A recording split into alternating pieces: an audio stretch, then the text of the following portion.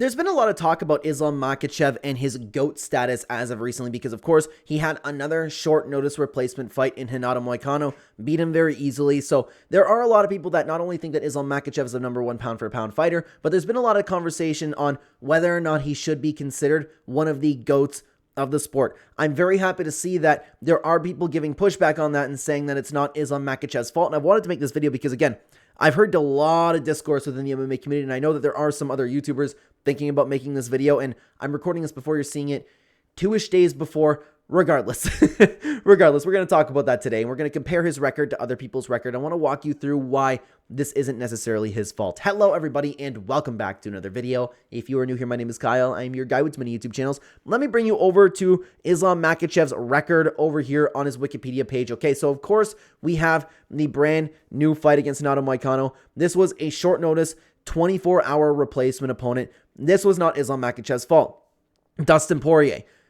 This was kind of set up for him to win, right? Dustin Poirier is one of the easier opponents, and I mean, he should have been one of the easier opponents for Islam Makhachev, but we all know that Dustin Poirier didn't necessarily deserve a title fight over there. Again, it's a fight that the UFC presented. It's a fight that a lot of fans wanted to see.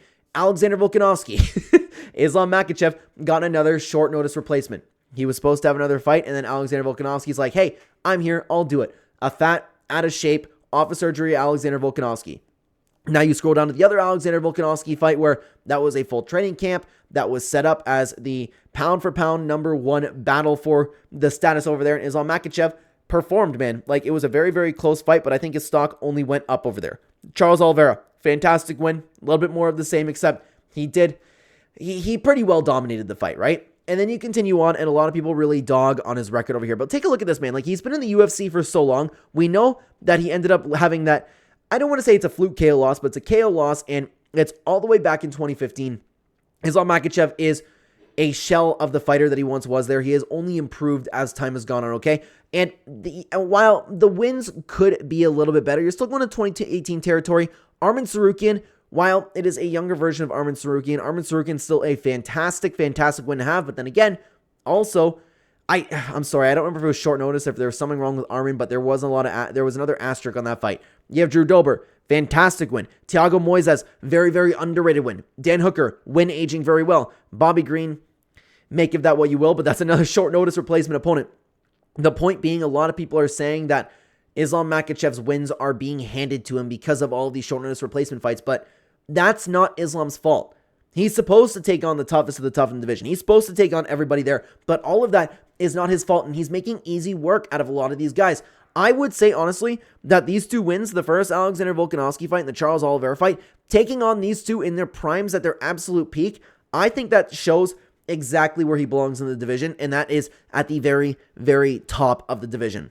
It's unfortunate, but it is not his fault. If Islam Makhachev sits down and has, like, some more fights, like I don't know when he's planning on retiring. I don't imagine he's going to stay in the sport for very long. But if he actually takes on more opponents like Arman Tsarukyan, like the other fighters in this division, and they actually go through with this, and his opponents, by the way, because Islam's not the guy turning down these fights. Islam's not the guy making changes. Islam's the guy sitting down and actually doing what one of the greatest fighters of all time would do, and that being taking on anybody, anytime, anywhere. So let's take a look over at the UFC rankings over here. Islam Makhachev, who can Islam actually beat to become the GOAT of the sport? If he were to beat Arman Tsarukyan, it looks like there is going to be another fight. Hi, Sunny Baby. Sorry, my puppy just came in over here. It looks like there's going to be another fight with Charles Oliveira down the road. If he takes on these two, he's certainly up there. Justin Gaethje won't do anything for him. Dustin Poirier won't do anything for him. Max Holloway will be a phenomenal win, assuming that he didn't fall off the face of the earth and his chin is automatically cracked now because of what happened with Ilia Topuria. The Dan Hooker win's been looking great. If he beats Mateusz Gamrot, that would look fantastic too. If Fiziev makes his way up to the title, that'd be a great win too. But I don't know if any of that would make me call Islam Makhachev the GOAT of the sport. If he fights Arman Tsarukyan and absolutely steamrolls him the way that we've seen him kind of like take on somebody like maybe Charles Oliveira with this fight, then I'd look at that and be like, okay, yeah, maybe he's up there. If he actually goes up to the welterweight division and takes on not only Belal Muhammad, but wins the welterweight championship, then I would consider him possibly the GOAT of the sport. Even if that, we know that Ilia Topuria wants to move up and weight and fight Islam Makhachev. Lighter man skill definitely exists, and Volkanovski ended up proving that. We've seen it so many times in different divisions now. If Islam beats a champion, either at featherweight or welterweight, then I wouldn't complain if somebody wanted to call him to go to the sport. Now, Alex Pereira is certainly on his way up there, okay? He's not there yet. Don't bite my head off. But I wanted to compare Islam Makhachev's record to a couple other fighters that people always talk about being the goats of the sport. Let's take a look at George St. Pierre, okay? George St. Pierre has a very, very, very good record. BJ Penn back in the day, Matt Hughes back in the day are very, very good wins, okay? But then you get into some fighters that are a little bit more old school, right? Johnny Hendricks, fantastic win. Michael Bisping, good win. Nick Diaz, okay win. Carlos Condit's a good win. But I think GSP's record is actually like, I want to say that Islam Makhachev, does he have a better record than GSP, man? Does he have a better record? Okay, because we have Islam Makhachev. What are his standout wins? Alexander Volkanovski, who I believe this version of Alexander Volkanovski is the greatest fighter in existence, has a win over him, has a win over Prime Charles Oliveira too. Those are the standout wins. Do those wins make a difference in the guys that George St. Pierre took on? Johnny Hendricks beat him. I don't care what anybody has to say about that. Johnny Hendricks beat him. George St. Pierre was a 2-division champion. I would say Alexander Volkanovski and Charles Oliveira are bigger wins than anything George St. Pierre has done. Islam Makhachev, as long as he doesn't lose, I would consider him to be above George St. Pierre on the GOAT list, and he continues to get a few more wins, okay? And then don't bite my head off about that again. John Jones, while I say that because of his PED usage, he should be eliminated from the GOAT conversation, he is absolutely not the greatest of all time. He has been on performance-enhancing drugs in God knows how many fights. Stipe Cyril, tailor-made for him to win. He lost to Dominic Reyes, barely beat Thiago Santos, which is a horrible, horrible loss, horrible fight to age as a close fight. Same with Anthony Smith. Alexander Gustafsson was a good win, but we know that he was juiced up for that fight. Like, look at all these, man. You have to go back to Daniel Cormier, Glover Teixeira, and Alexander Gustafsson over here to look at this and say, wow, those are fantastic wins. So John Jones does not have the record that Islam Makhachev has. But what about Demetrius Johnson, okay? Demetrius Johnson, the problem is he has Adriano Moraes and Henry Cejudo losses. Those are both very, very capable fighters.